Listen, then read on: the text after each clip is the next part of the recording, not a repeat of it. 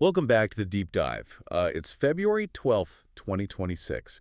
And look, if you're listening to this in Montreal right now, just do me a favor, look out the window. If you can see through all the snow, that is. Ha! Fair point.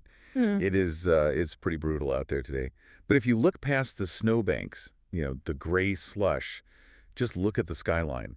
For years, all we heard about was the labor shortage. Constantly. We can't build. There's nobody to work. Projects are stalled. That was the mantra. The headlines were just grim. Every single developer was saying the same thing. I have the money, I have the land, I just don't have the people. They were. And yet, looking at the city today, in 2026, buildings are just popping up. Like mushrooms after a rainstorm. Yeah, it feels faster than it did 5 years ago. I walked past a lot in Griffintown last week that was just a hole. And today, there's a 4-story structure there. It's not just a feeling you're having, it's in the data. We're seeing this massive acceleration in how quickly projects get delivered. So that's what we're trying to figure out today. How are we building more with, well, fewer people? I dove into the reports you sent over, specifically that, one, the increasing use of prefab technology, and I have to be honest, my brain went to a weird place. Let me guess. Trailer parks. 100%. I read prefab and modular, and I'm just picturing a double wide being dragged down the DeCarry. That is the common misconception. It really is. But we have to clear that up right away. What's happening in Montreal in 2026, it isn't about temporary housing or, camping trailers. It's about volumetric interior prefabrication. Okay, volumetric interior prefabrication. That is a mouthful. It sounds like something Elon Musk would tweet. It does sound super technical, but the concept is actually incredibly simple. It sounds to me like we're building skyscrapers with Legos. That's the most common analogy, and honestly, it's the most accurate one. But we have to be clear about the scale here. We're not talking about clicking two little plastic bricks together. We're talking about high-performance, factory-built modules, they often call them pods, that are literally cutting construction timelines in half. So, just to be crystal clear for anyone listening who might be skeptical, we are not talking about flimsy walls here. No, not at all. We are talking about structures that are often stronger than traditional builds. They have to be, right? They have to survive being put on a truck and lifted by a crane. Okay, so let's get into the nuts and bolts of this. I've heard of kit homes before. Is that what this is? No, and that's a really crucial distinction to make. A kit home is usually flat panels. Like IKEA furniture. Exactly like IKEA furniture. Yeah. You get a flat box with a wall, another flat box with a floor, and you have to assemble it all on site. Which means you still need a crew of guys standing in the snow, hammering things together. Precisely. You're still battling the elements. Volumetric is different. Here, we are talking about fully finished three-dimensional units. Three-dimensional. Right. The floors, the walls, the ceilings, even the electricity, the plumbing, the tiling, the painting, it is all done in a factory. So a room comes out of the factory looking like a room. Completely. It's a box of air, enclosed by finished walls. And in Montreal right now, the biggest trend isn't building the entire apartment this way, but specifically the really complex parts. The kitchen and bathroom pods. Exactly. The pods. I saw this in the report. Why focus just on the bathrooms and kitchens? Why not the living room? Well, just think about the complexity. A living room is what, 4 walls and a floor? It's easy. But a bathroom. A bathroom is a nightmare. Total nightmare. It is. Think about a traditional construction site. You've got a small condo bathroom, maybe 5 by 8 feet. You need a plumber, an electrician, a tiler, a painter, a cabinet installer. And they all need to be there at the same time. Or worse, they have to wait for each other. The tiler can't start till the plumber is done. The painter can't start till the dust from the drywall settles. And they are physically stepping all over each other. It's a traffic jam in a tiny box. It's incredibly inefficient. The source actually notes that interior finishing usually takes up to 60% of a construction schedule. 60%, that's huge. So the frame goes up fast, and then the building just sits there for a year while they do the bathrooms. That's the traditional model, yeah. But by moving that whole process into a factory where the plumber stands at a comfortable station and the bathroom comes to them, developers are cutting that finishing time by 50%. So instead of a chaotic dance of tradespeople, you just have a crane. Right. I want you, the listener, to visualize this. It's 2026. You're walking past a construction site. Instead of seeing a frame sit there for months, you see a crane lower a fully tiled, fully plumbed bathroom directly into the building. Click. Done. And then they just connect it to the main service columns. It's just a massive leap in efficiency. Okay, wait. I need to stop you there.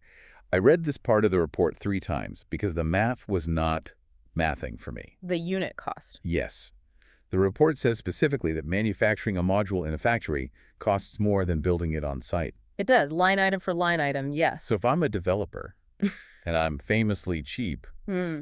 why am I choosing the more expensive option? That is the counterintuitive part. If you look strictly at the line item for materials or manufacturing, the price tag is higher. You're paying for factory overhead, for transport. Exactly. So if I'm looking at this spreadsheet, I'm saying no thank you. But you're looking at the price of the wall, not the price of the project. You have to look at the carry cost. Okay, unpack carry costs for us. In traditional construction, you take out a massive loan to buy the land and start digging. You are paying interest on that loan, millions of dollars, for, say, 18 to 24 months. Before you see a single dollar of rent. You're just bleeding cash for 2 years. Exactly. Now, with volumetric, you cut that whole timeline down to 9 or 12 months. So I stop paying interest a year early. Yes. And, even more importantly, you start collecting rent a year earlier. Oh, I see. So when you factor in 12 months of rental income that you wouldn't have had, plus the savings on the loan interest, that extra cost for the factory suddenly looks like peanuts. The report says overall project budgets are saving 10 to 15%. So it's not about the cost of the brick, it's about the cost of time. Precisely. In 2026, speed is the most valuable currency in construction. That makes perfect sense. Now, there was another tech term in the report that caught my eye. Digital twin? Ah, yeah. Sounds like something out of a sci-fi movie. It's really just standard manufacturing tech, but applied to houses. The report made a big deal about tolerance. Yeah. Tolerance. Okay, so think about a traditional site. A guy is cutting a 2x4 with a circular saw. Maybe it's raining. The allowable margin of error, the tolerance, is about plus or minus 25 millimeters. It's like an inch. Give or take. If the wall is an inch off, they just, they shim it or hide it with drywall. It's fine.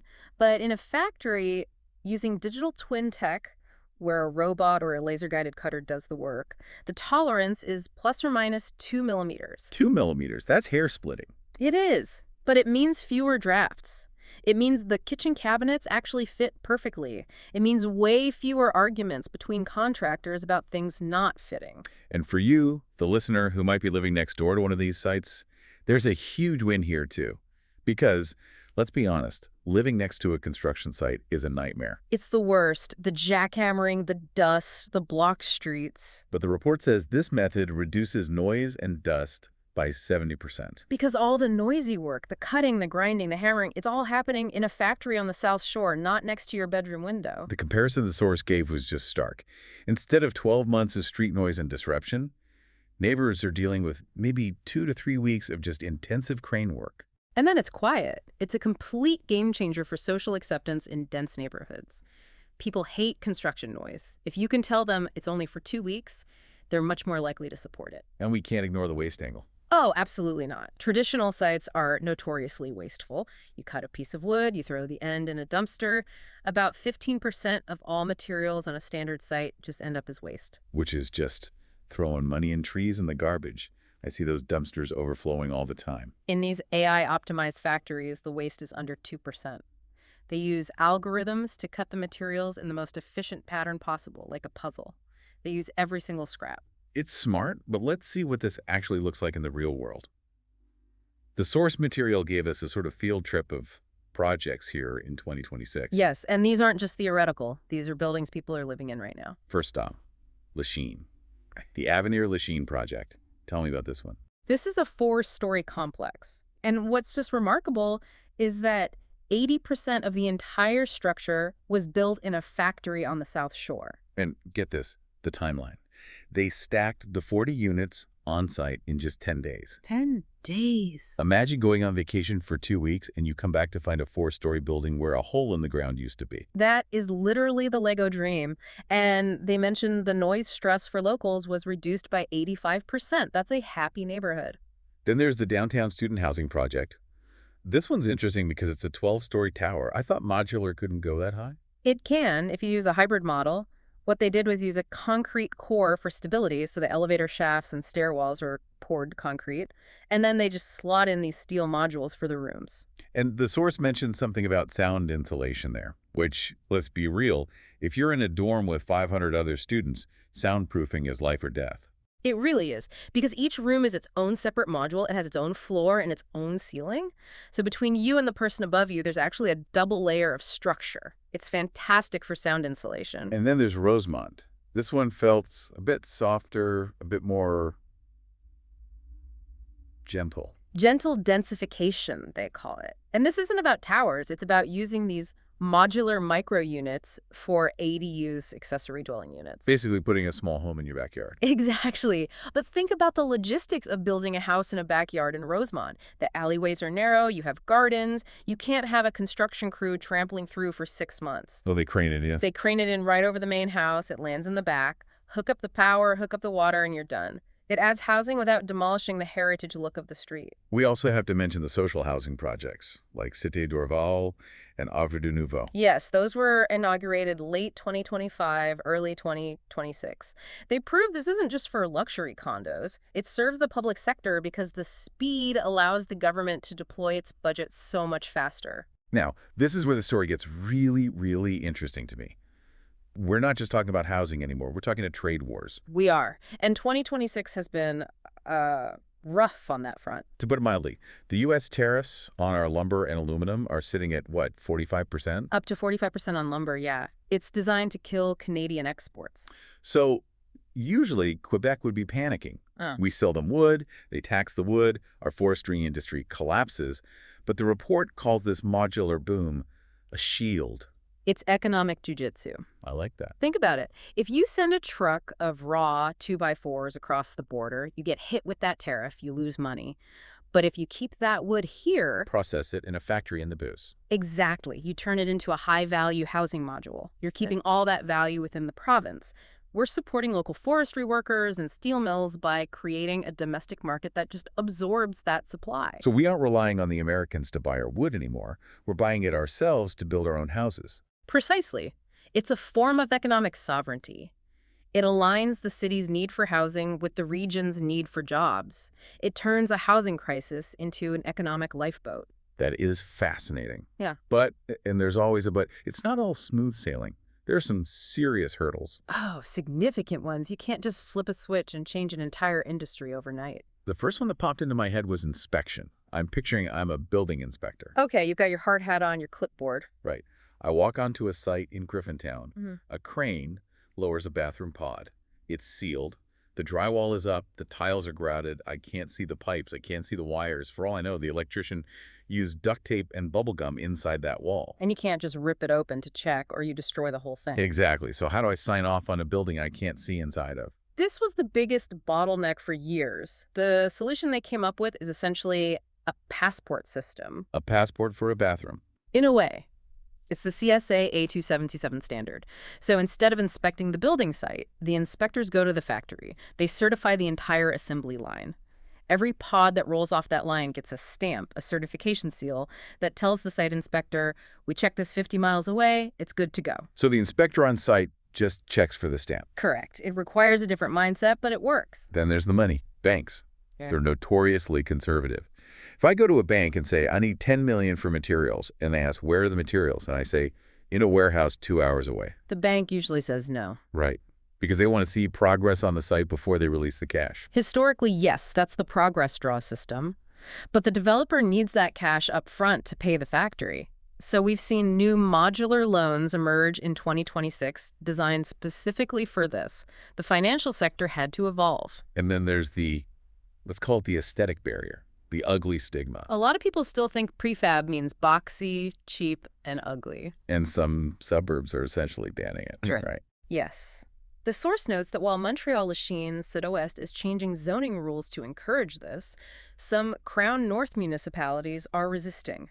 They're demanding traditional masonry bricks laid by hand. So they're effectively zoning out affordable housing because they want the look of hand-laid brick. That's the conflict. It's a battle between aesthetic tradition and urgent necessity. And finally, logistics. You can't just drive a house down the highway at noon. No. These modules are 14 feet wide. They take up 2 lanes. So how do they move them? It's a whole logistical ballet. They move them at night with police escorts. You have to plan the route to avoid low bridges, tight turns. It's expensive. It's complicated. Despite all these hurdles, the inspectors, the banks, the traffic, the zoning boards, The industry is moving this way, and it seems like the government is pushing hard to make it happen. The incentives are just impossible to ignore. Let's talk about the CMHC, the Federal Housing Agency. What are they doing? They have a program called MLI Select. It uses a point system to give developers better insurance premiums and these really long amortization periods, up to 50 years. And how does modular fit into that? Energy efficiency, that's the key.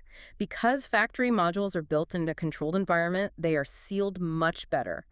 No gaps in the insulation. They often hit 20% higher energy performance. So they get extra points? They get the points, they get the cheaper insurance, they get the longer loans. It just makes the project financially viable. And provincially. The Logisvert program, it offers subsidies for high-performance thermal envelopes. Again, because modular is naturally tighter and better insulated, it qualifies easily. So the bottom line is, even if it's a logistical headache to move a house down the highway at 3 a.m., the financial incentives and the speed make it the only logical choice for a developer in 2026. It is the path of least resistance financially, even if it's logistically complex. So, to recap our deep dive today, it's 2026. Montreal is changing. We are witnessing the industrialization of construction. It's faster cutting timelines by 50%. It's cleaner, less waste, less noise, and it's distinctively made in Quebec, using our own resources to fight off trade tariffs. It's a systemic shift. We're moving from a craft-based industry to a manufacturing one. And that leads us to the big question to leave you with today. If we connect this to the bigger picture, I want you to think about the human element.